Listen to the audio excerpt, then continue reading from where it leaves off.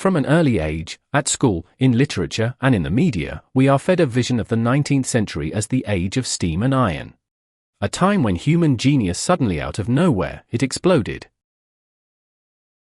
We are told that when the pinnacle of transportation was the horse-drawn wooden carriage and electric lighting was treated like a magic trick from a fair. Mankind suddenly, in a split second of historical time, possessed the almost divine power to move mountains and changing the course of rivers. We look at the old grainy black and white daguerreotypes of bearded men in top hats, and we nod obediently, unthinkingly accepting the official version of events. That's how it was, we tell ourselves, because that's what it says in the textbook. But is it really? Have you ever thought deeply about what you are served? All you need to do is turn off the machine in your head that tells you to blindly trust authorities. Just start critical thinking, take a clean sheet of paper, a pencil and a regular calculator. And the house of academic history, carefully built over decades, begins to shake at its foundations, to finally collapse with a bang. Today we will vivisect one of the greatest myths of the industrial era. Let's break down the first object that changed the geopolitical map of the planet. And it became a source of conflict, bloody wars, and financial machinations, the effects of which we still feel today. We are talking about the Suez Canal. The official narrative sounds proud, almost heroic, like a national epic. 160 kilometers dug by Egyptian peasants with hoes and woven baskets, under the supervision of brilliant French engineers. They tell us that it is a triumph of human will and technical thought in the mid-19th century. But there is another version.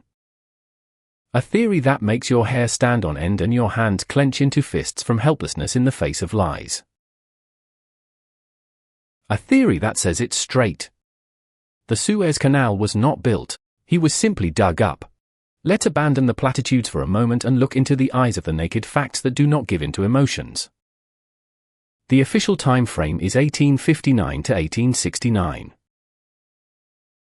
10 years. Just a decade to complete a titanic, impossible job. The channel's parameters are shocking even today. 160 kilometers long, the width of the water surface in places up to 350 meters, and a depth of about 20 meters. Can your imagination visualize this volume? Can you see this hole in the ground? Sources say at least 75 million cubic meters of sand, rock and earth were excavated. 75 million. It sounds like a number on paper, so let's try to make it real. If this spoil were loaded onto freight wagons, the train would hug the earth along the equator. And several times. And historians say so. This was done by hand. No excavators, no conveyors, in the conditions of a murderous desert, where the sun kills in a few hours. They claim that 1.5 million people worked there. 1.5 million fellas, Egyptian forced laborers. Let's hypothetically assume this is true. But where is the evidence of their presence? Where are the traces of an army of people larger than the population of contemporary European metropolises? Where are the foundations of the barracks stretching for miles? Where are the mountains of garbage, broken dishes, lost tools, remnants of clothes, animal bones? Every human group leaves a cultural layer. Archaeologists find traces of nomad campfires dating back thousands of years. And here? Here we have sterile cleanliness. A desert that is silent. How is it possible that 1.5 million people lived and worked here for a decade without even leaving a button? The most terrifying thing is the physiological logistics. A person in the desert heat needs at least 3 liters of water a day to avoid dying. 1.5 million times 3 liters equals 4.5 million liters of fresh water per day. No, every day, for 10 years. How was this water delivered? The nearest source, the Nile, is hundreds of kilometers away. Was it carried on camels, in leather bottles?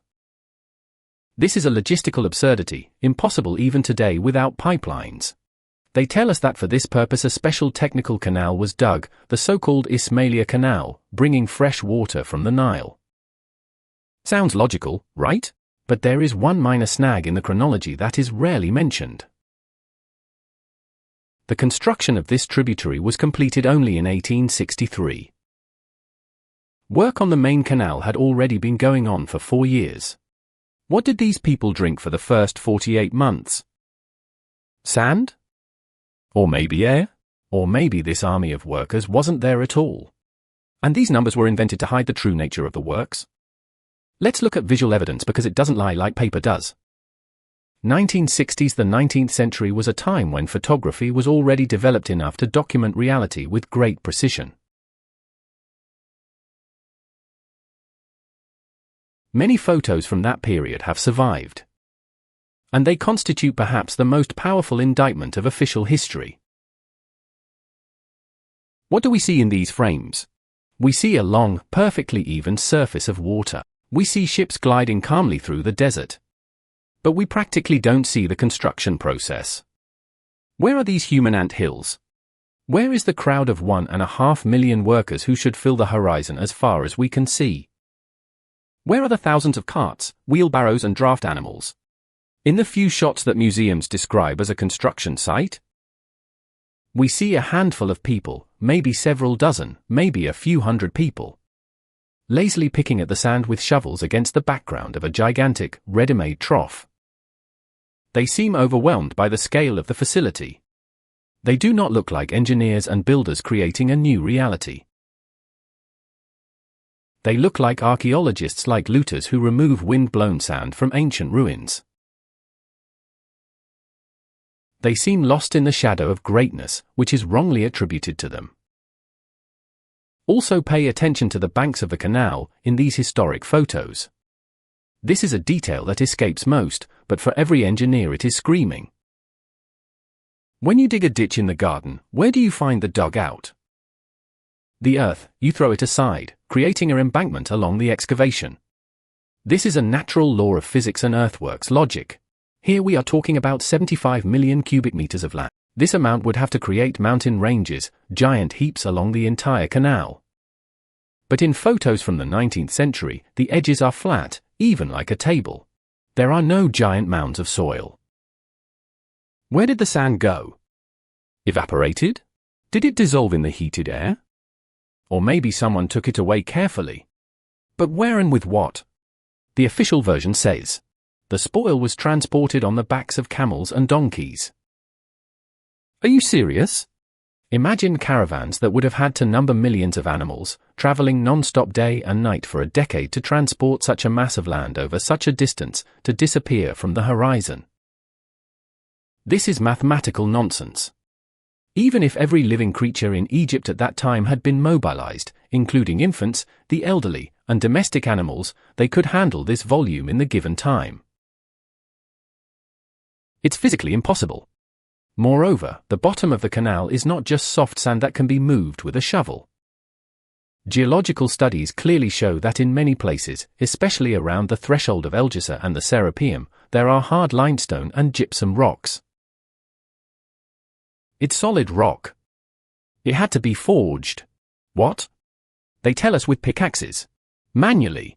Dynamite was still in its infancy on an industrial scale, and precise blasting techniques were unknown. The photos also show no traces of chaotic explosions left by primitive mining. The walls in the rock sections are perfectly even, smooth and vertical. They look as if they were cut with a giant laser, milling cutter or other thermal processing technology that we don't even have today. This is not the work of an exhausted peasant with a dull pickaxe. This is a trace of machine processing on an industrial scale, a technology that we have forgotten about. And here we come to the key question, which historians try to ignore or change the subject. Who designed this miracle? Ferdinand de Lesseps, French diplomat. Let's emphasize it with a bold line. Diplomat. A man who had no engineering education whatsoever. It is said that he had the gift of persuasion, that he was a visionary, that he was able to raise funds.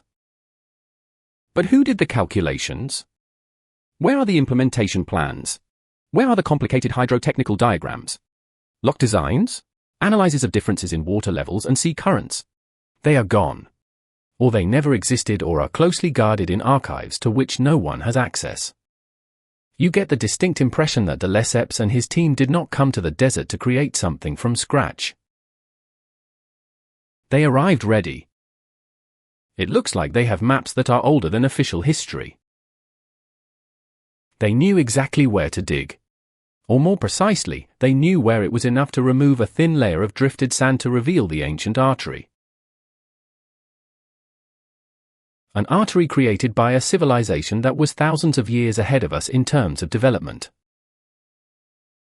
Just look at old maps, those that don't fit into the mainstream. On maps from the 17th and even 16th centuries, long before the French supposedly broke ground, a canal is marked here. Sometimes it is a broken line, described as an old riverbed, sometimes it is full of water. Cartographers of the past, such as Fra Mora, they weren't idiots. They didn't draw fantasies for fun. They drew what they saw or knew about from even older, no longer existing records. The canal existed. It was only covered with sand during an unknown global catastrophe.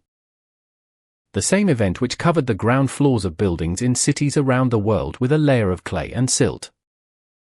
The same event that wiped Great Tartaria off the maps. If we accept this hypothesis, the question arises, why all this hoax? Why couldn't the truth be announced to the world? We found an ancient canal and restored it. The answer is simple and terrifying. Such a truth would destroy the entire current chronology. It would show that people or beings lived here before us, with technology that allowed them to shape the planet's surface at will. It would force humanity to ask uncomfortable questions. Where has this civilization gone? What destroyed them? Will the same fate await us? It was easier to invent the fable of millions of peasants with baskets and attribute the success to the genius of the 19th century, convincing us in the comfortable belief that we are the pinnacle of evolution and the masters of creation.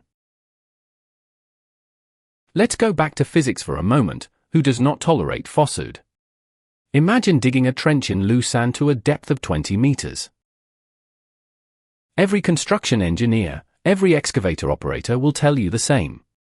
Dry sand has a natural angle of repose of approximately 30 degrees. Digging a trench with vertical or almost vertical walls, without immediate formwork, concreting it is impossible to use sheet piling. The sand will flow back faster than you can pick it out. It's a Sisyphean job. For the canal to maintain its shape, its edges must be reinforced. In the mid-19th century, sheet piling technology on this scale simply did not exist. And yet, looking at early lithographs and photos, we see perfectly even edges, as if cut with a knife. No landslides. This contradicts the laws of physics of bulk materials. Unless that what we mistake for sand is actually a solid structure. What if the builders were merely clearing a riverbed whose walls had been vitrified, melted, or chemically hardened by ancient technology unknown to us? There is a theory that the canal bed was marked out thousands of years ago using methods that transformed the ground into a stone monolith. That's why these shores stand for centuries, without requiring major renovations that would be inevitable for an ordinary trench in the ground. Of course, official sources have a ready answer to this. They claim that at a later stage the French imported miraculous machines, steam dredgers, and excavators. They show us drawings of these mechanical monsters, with long chutes through which the excavated material was supposedly transported to the shore. But let's look at the technical parameters of machines from the 1960s. 15th century. The efficiency of steam engines at that time was pitifully low. These required monstrous amounts of coal and, more importantly, clean fresh water for the boilers, which was not there. Where are the coal depots in the photos? Where are the mountains of black fuel? Where are the tanks with processed water? In the photos we see the desert, lack of any infrastructure necessary to support such an armada of machines. Moreover, the construction statistics reveal a strange anomaly that cannot be explained rationally. For the first 7 years, progress was negligible. Work practically stood still. Reports spoke of ongoing problems. And then, suddenly, in the last 3 years, a volume of work was done for which, at the current rate, it would take decades. As if by magic. Historians attribute this to the introduction of technology, but mathematics is inexorable. To extract these millions of cubic meters in such a short time, these primitive steam-powered excavators would have to operate at the speed and efficiency of modern mining combines without ever breaking down. It's technically impossible for that era. It's like saying that the stagecoach broke the sound barrier because the horses were changed for the better. The conclusion is obvious. The volume of work was fictitious. The channel was already there. All we had to do was finish digging out the key blockages and just let the water in. If the technical side is questionable, the channel's financial history is a clear admission of guilt. As the old saying goes, follow the money and you will find the truth. We are told a touching story about a public collection in France, about the patriotism of rentiers who donated their last savings. But let's look at the numbers. Construction costs were rising rapidly, exceeding the budget by more than twice. Egypt, then ruled by said Pash and then Ismail, was literally plundered. They were forced not only to provide free labor, but also to finance most of the work, which led the country into a spiral of unpayable debts to European bankers. It was the first operation in modern history to enslave an entire country using the so-called infrastructure investment. But the most interesting, even sensational, is the role of Great Britain. Over the years, London has been a fierce and even aggressive opponent of the Channel. British engineers, including the famous one Stevenson, publicly mocked the project, calling it a fraud and claiming it was technically impossible due to siltation and sea level differences. They did everything to block the work, using diplomatic influence and sabotage. And then something inexplicable happens. In 1875, just 6 years after its opening, Great Britain suddenly, in deep secrecy and at lightning speed, bought up the control of the canal's action from the ruined ruler of Egypt. The money for this purpose, for £1 million, an astronomical amount at that time, for which you could buy a small country, was put forward by none other than the Rothschild family. Ask yourself a simple question. Why does the empire, which considered the project an impossible piece of crap and a technical absurdity, suddenly spend a fortune on purchasing it? There is one answer. British intelligence understood what the French were really doing. They realized that they were not building but they dig it out. Once it became clear that the ancient artery really existed and was operational, London could not allow rivals to control the main valve of world trade. They did not buy shares of the shipping company. They bought access to old world technology, access to knowledge they wanted to have exclusively. Demography is an exact science and merciless to myths. The population of all of Egypt in the mid-19th century was approximately 4 to 5 million people, including women, children, and the elderly. If you take 1.5 million of the strongest able-bodied men out of this society to build the century, who is left in the fields? Who produces food? With such a loss of labor in the country, there should be a total, catastrophic famine that would decimate the population within a year. However, the chronicles are silent about mass extinction from starvation in these particular years. This means that these 1.5 million workers are a statistical fiction, a number invented to justify the gigantic amounts in the accounting books and to explain the 10-year construction period, which in reality was a sapper and archaeological operation. There is also the dark topic of sacrifice. Officially, the number is 120,000. The dead. Main cause, cholera, dysentery, accident, 120,000 corpses. Where are their graves? Such a cemetery cannot be hidden under the sand. It should be visible. Archaeologists should come across them every time the canal is modernized in the 20th and 21st centuries. But there are no mass graves of the builders. Where did the bodies go? Have they evaporated? Or maybe they weren't there at all. Or maybe this number was given just to explain why none of these alleged workers returned home to tell the truth about what they saw there. Because those who worked there, they probably saw not sand, but the ruins of majestic buildings protruding from the ground. There is also another, even more disturbing hypothesis that historians are afraid to touch. What if the epidemics were real, but wasn't it cholera? What if, while excavating an ancient trough, workers opened sealed chambers or found remnants of weapons from a war that destroyed a previous civilization? The strange diseases killing people by the thousands may have been the result of radiation sickness or poisoning by unknown chemicals that lingered in the lower layers of the ground. This would explain why the Canal Zone was a strict quarantine zone for years and why people were so reluctant to enter outside observers until the very final. The opening of the canal in November 1869 was the apotheosis of this spectacle. This was no ordinary celebration of engineering. It was a bacchanal for the new owners of the world. The opera Aida, supposedly commissioned by Verdi for the occasion, is full of hidden symbolism about the fall of old Egypt and the departure of the gods. The flotilla of ships passed through the canal smoothly, with no problems, no shoals, no surprises, which would have been a miracle in a freshly dug, untested fairway. The captains sailed confidently as if they had known this route forever. The depths were known because they had been there for thousands of years. But the Suez Canal is no exception. If you think this is the only such case, look at the world map of the second half of the 19th century.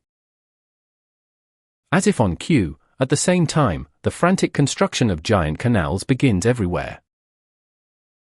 Panama Canal, Corinth Canal, reconstruction of the Grand Canal in China, work on American waterways northern, the same scenario everywhere. People come with shovels, dig into the earth, and then suddenly we have cyclopean cuts in the mountains and perfectly straight riverbeds thousands of kilometers long. Look at the Corinthian Canal in Greece. Vertical rock walls 80 meters high. They say that it began to be forged under Nero, and finished in the 19th century. Look at the photos of this canyon. Do you really believe that these perfectly vertical walls of hard rock were carved with chisels? It looks like machine cutting with a technology that does not crush the stone, but evaporates it or cuts it like butter. The canal in Corinth was also simply dug out from the rubble. It had always been there, a giant crack connecting the seas, created by someone for whom a mountain was like plasticine. In Panama, history is repeating itself. De Lesseps tries the same trick there, as in Egypt, but fails. Why? Officially, malaria and finance. Unofficially, the damage to ancient infrastructure in Panama was much greater than in Suez. There, it was not enough to remove the sand. Complex lock systems, damaged by tectonic movements, had to be repaired. The French didn't understand technology that they came across. Their primitive methods proved powerless against the ruins of the megalithic system. Only the Americans, using brute force and tons of concrete, managed to launch this route, probably flooding and destroying the remains of the original, ancient mechanisms that controlled the water level between the oceans. All this leads us to the conclusion that these canals are not just paths for ships. It is part of the planetary system. Think about it. The Suez Canal connects the Red Sea and Mediterranean. Two gigantic reservoirs with different salinity, different temperature, and density of water. Connecting them with a straight trough creates a powerful ionic flow. It's a gigantic battery. The channel's hydrodynamics generate constant current without the use of pumps. Is it possible that ancient builders used these potential differences to generate energy? The energy that powered not the light bulbs, but the biosphere itself? It is hypothesized that this system of canals around the world was used to terraform the Earth. These water arteries were the planet's circulatory system, regulating the climate and irrigating the continents. Remember, the Sahara was not always a desert. On old maps we see rivers there, forests and cities. Whether filling the Suez Canal with sand in the past caused it to dry up North Africa. The interruption of the planet's bloodstream turned the garden into a desert. Unearthing it in the 19th century was an unconscious or semi-conscious attempt to get the old machine going, but the new rulers used it primitively. Only as a shortcut for their steamers, without understanding its true, deeper function. We are behaving like savages who have found an advanced smartphone and are using it to crack nuts on a rock. This realization makes me feel uncomfortable. We live in the ruins of the world, which was many orders of magnitude more complex and harmonious than ours. We are proud of our glass skyscrapers and electronics, but we can't repeat the processing of stone from the St. Petersburg quays, walls in Peru, or canal walls in St. Corinth, without the use of polymers, diamond saws and heavy equipment. We are a parasitic civilization that has settled in an empty house left by giants. We use their foundations, their roads, their tunnels, and canals, but we brazenly attribute these achievements to ourselves, inventing fairy tales about the genius of 19th century engineering. What we call the Industrial Revolution was largely a period of great looting. We found plans, we found remnants of technology, we found warehouses, and we started copying them to the best of our modest capabilities, destroying what we didn't understand. It wasn't just history that was taken away from us. We have been robbed of understanding how our planet works. Primitive physics and lame history were thrown at us so that we would never guess that water is not just a liquid and a stone is not just a mineral.